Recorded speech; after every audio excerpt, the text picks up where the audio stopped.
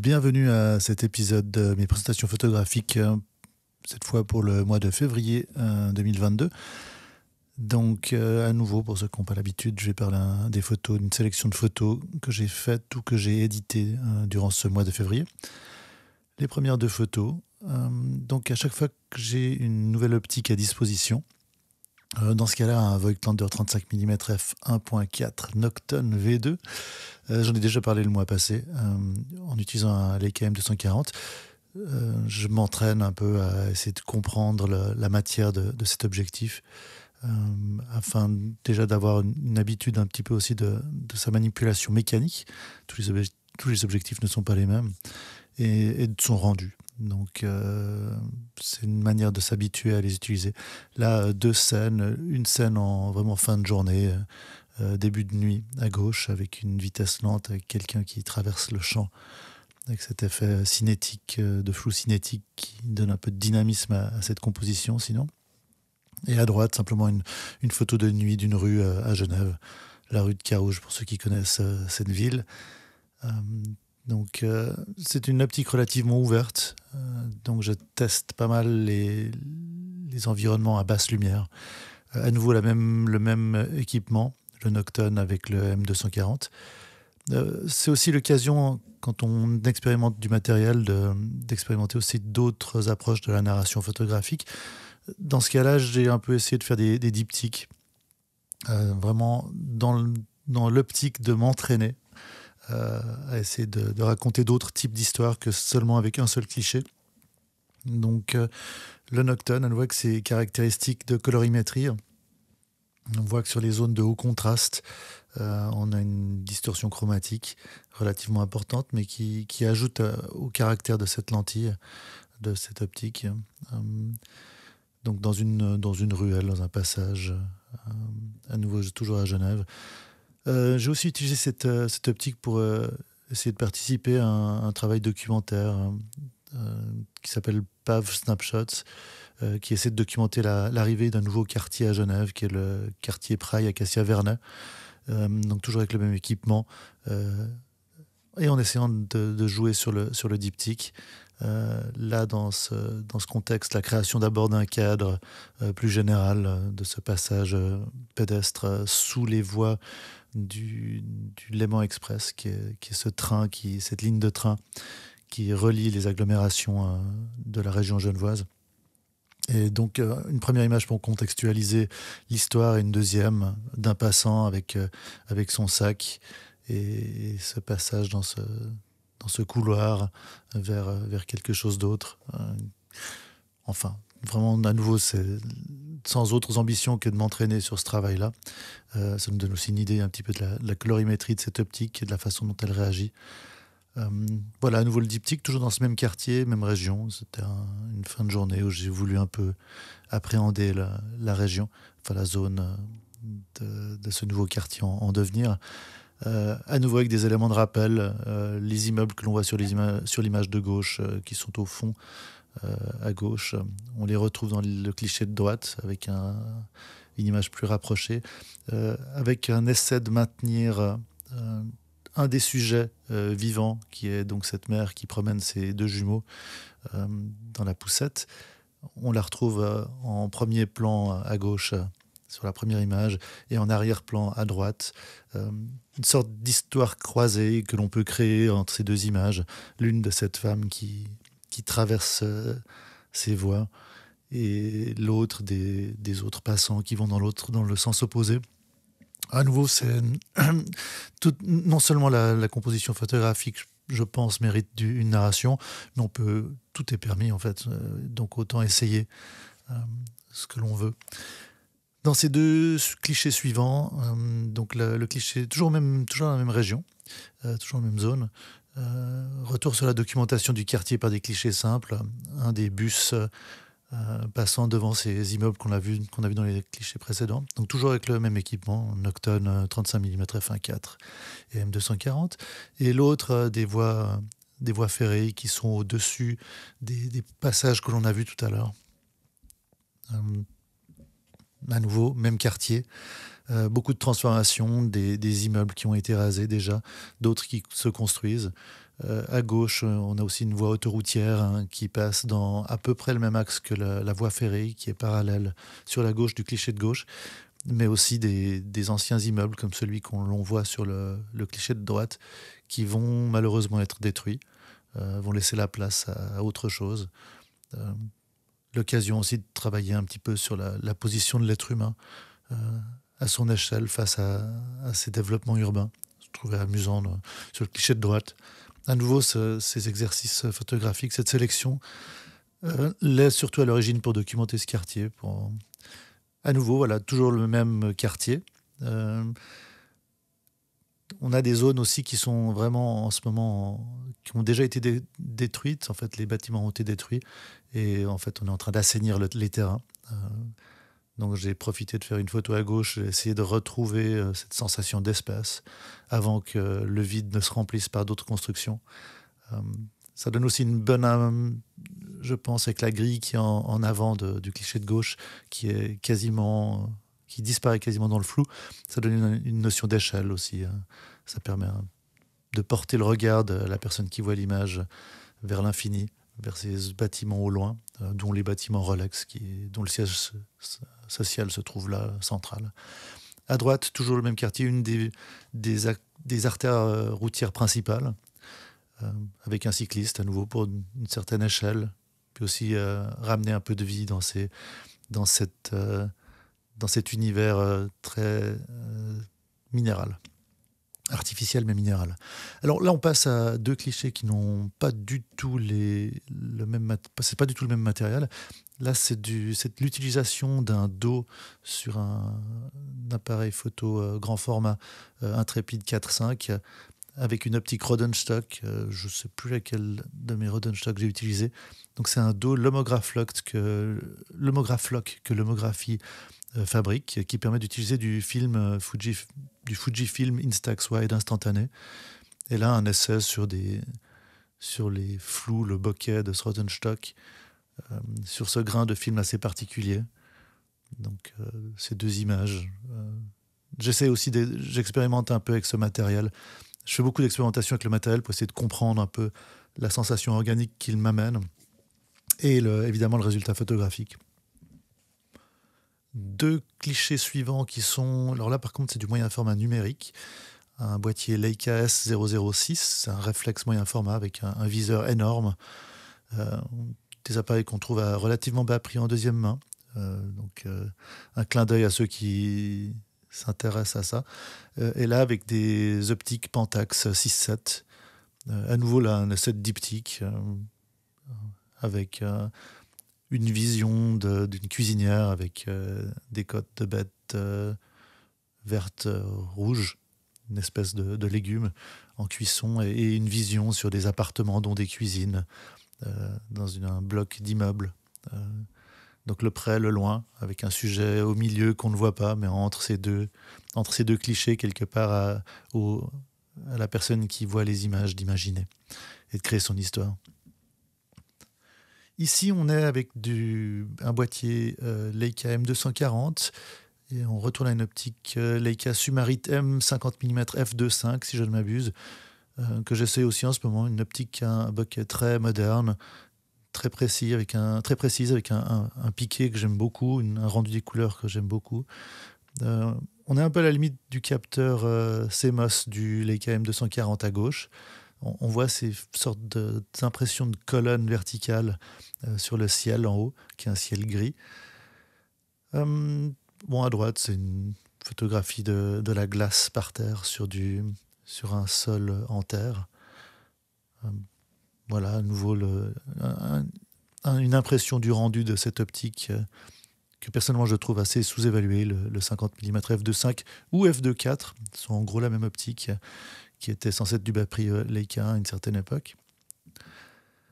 Ici, toujours avec le... Non, en fait, là, là c'est du... Si, à gauche, c'est c'est la même optique 50 mm. Donc, même les sujets un peu bateaux, des fois, je pense qu'il faut les assumer. Là, j'avais envie de prendre cette photo d'une station de lavage de bus avec ses patterns jaunes et noirs. Voilà, essayons d'en faire quelque chose et de transmettre cette sensation.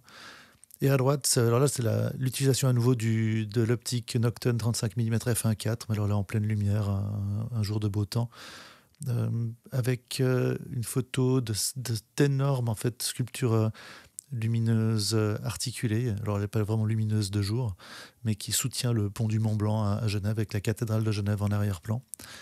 Je ne suis pas particulièrement fan de ces grands pantins articulés, mais c'était amusant, je trouvais, de prendre cette photo avec une sorte de notion d'échelle. L'île Rousseau, qui est cette sorte de construction en île qui dépasse à droite avec les arbres dessus. Le pantin qui est dans le cadre du Festival des Lumières à Genève, et la cathédrale au fond, qui est un petit peu l'histoire de Genève. À nouveau, on retourne sur les diptyques. Ces deux images ont été faites avec un boîtier SL2, Leica moderne.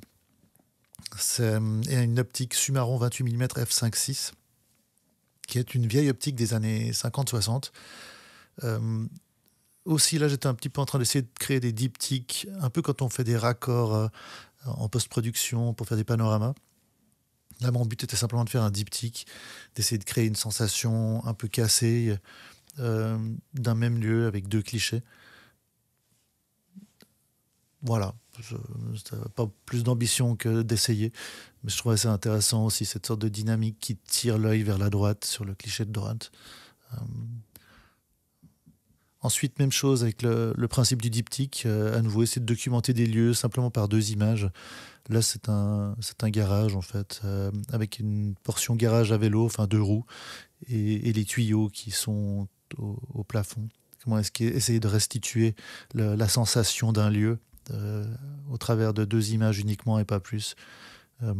Voilà, donc là le SL2 comme boîtier, et à nouveau ce Sumaron 28 mm f5.6 comme objectif. C'est aussi une bonne opportunité pour moi, c'était une bonne opportunité pour moi d'essayer d'une optique peu lumineuse, avec un capteur qui est très sensible par contre, dans des environnements relativement sombres. Cliché de gauche, on retourne avec ce boîtier qui s'adapte à l'arrière de la chambre grand format intrépide 4.5, le Lomograph Lock de Lomographie, avec ce rendu de film Fujifilm Instax Wide en utilisant une optique Rodenstock. C'était la même que j'ai utilisée sur les clichés d'avant, mais je suis plus très sûr de laquelle précisément ça, vu que j'en ai deux en fait, avec lesquels je m'amuse. Voilà, à nouveau ce rendu, essayer de travailler sur le bokeh, sur les lumières urbaines. Et à droite, donc là les lumières urbaines, retour sur cette optique Nocturne 35 mm de Voigtlander, le 1.4. Cette fois-ci sur un capteur CCD du Leica M8, qui n'est pas un capteur plein format, donc ça transforme le 35 mm en à peu près 53 mm, je crois, dans ces eaux-là, avec un essai sur son bokeh, sur sa manière de réagir aux basses lumières. Donc là, on est vraiment en fin de journée, début de nuit, et avec ce rendu très doux du CCD de cet appareil photo. Alors, deux autres clichés. Alors là, on part sur du boîtier moderne, le SL2. À gauche, cette optique Sumarit M 50 mm f2.5 dont j'ai parlé tout à l'heure, et dont j'ai parlé déjà dans les mois passés, très précise, dont j'aime beaucoup le bokeh, à laquelle j'essaie de d'adapter mon travail. Et à droite, là, on part sur... L'homographie fait des choses très intéressantes, je trouve, ces dernières années. Là, on part sur une optique de très haute qualité, qui est le Atoll 17 mm f2.8, que je teste et que j'essaie d'apprendre. Je suis pas très fan des très grands angles. Donc là, c'est un peu nouveau pour moi, mais essayer de restituer les lumières, les atmosphères urbaines au travers d'un 17 mm. Assez intéressant comme exercice, avec une ruelle là de la ville de Genève. Même chose à gauche, cliché de gauche, Atoll 17 mm f2.8 sur un boîtier SL2. Essayer de faire de la composition un peu plus complexe avec un très grand angle, pas seulement des paysages, et de travailler dans un format vertical, enfin portrait. Je trouve ça relativement intéressant de voir un peu ce que cette optique permet. À droite, donc boîtier SL2, ça c'est du Sumarit 50 mm f1.5 comme optique. C'est une ancienne optique 50 mm de Leica qui en gros vraiment nette et piquée au centre. Et ensuite, tout part un peu en bokeh, en flou. Une optique qui n'avait pas les revêtements modernes, qui avait été inaugurée en 1949, basée sur un design d'un objectif qui était le Xénon, créé en 1936. Donc vraiment une très vieille composition de lentilles, mais avec un rendu que je trouve très intéressant. Donc là, juste un luminaire dans une cuisine, avec un toit un peu particulier. Là, j'utilise exactement le même équipement, donc SL2 avec le Sumarit 1.5. Cet aspect vaporeux, on le retrouve bien. Et à nouveau, là, un diptyque dans un avion, avec une arrivée sur San Francisco. Essayer de créer une certaine ambiance entre l'intérieur et l'extérieur.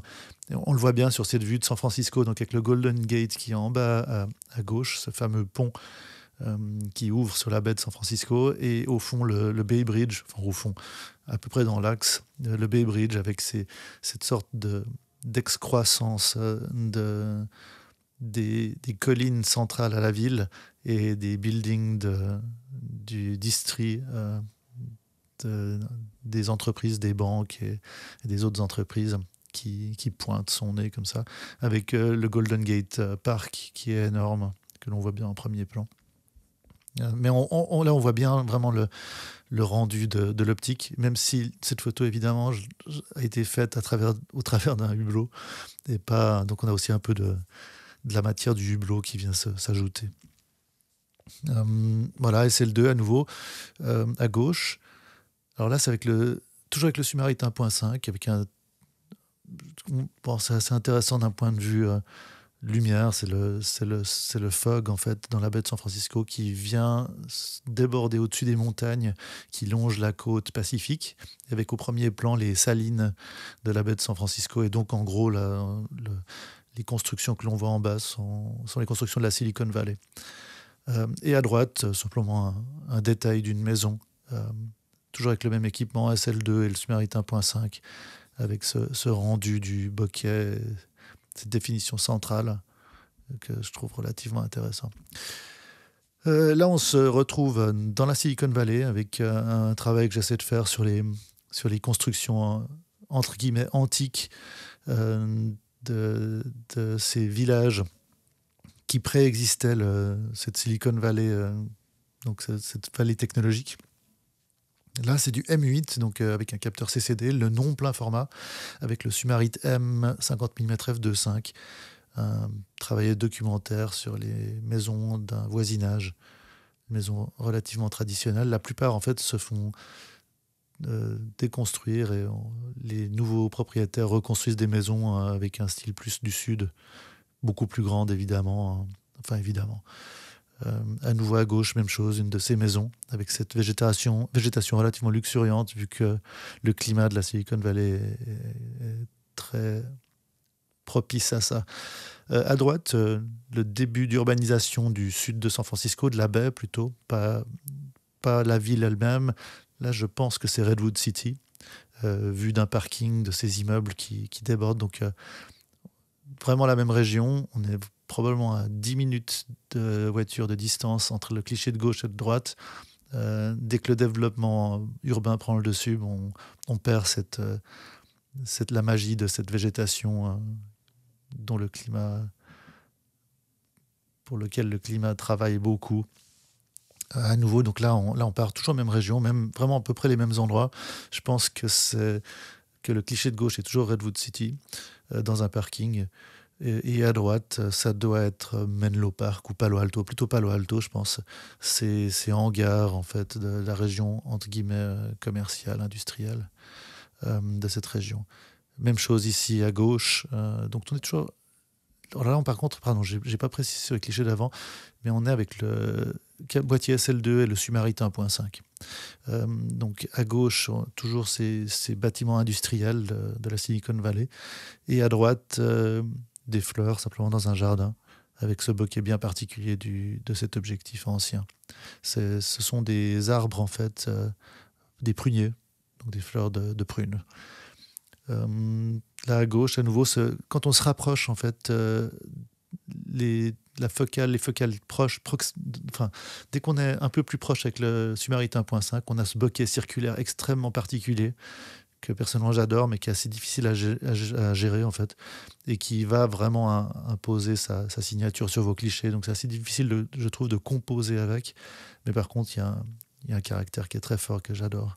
Et à droite, même optique, des palmiers dans cette région au coucher de soleil.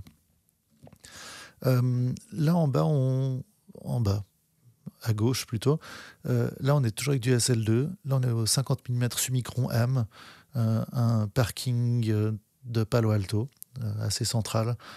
Je trouvais intéressant cette construction très métallique. En fait, c'est une région sismique, donc il y a beaucoup de constructions qui se basent sur des architectures métalliques pour garder en souplesse. Voilà, avec ces lumières assez particulières. Et à droite, Summicron M 50 mm, les forêts de séquoia. C'est une région où il y a beaucoup de séquoia. J'ai un doute sur le cliché de droite, c'est possiblement du 90 mm Summicron M. Donc c'est aussi une optique 2.5 que j'avais avec moi ce jour-là. C'est plus probable que ça soit ça en fait, mais avec un rendu qui est relativement similaire au 50 mm.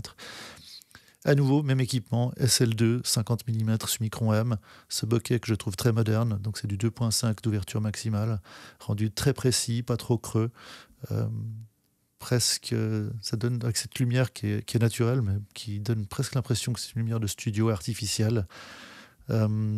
Voilà, un ancien panier de basket d'une maison qui va probablement être détruite, avec derrière le cliché de gauche une école d'un village qui s'appelle Atherton, c'est une école primaire. Et voilà, à nouveau, ce seront les 2 derniers clichés pour cette série, pour ce mois-ci.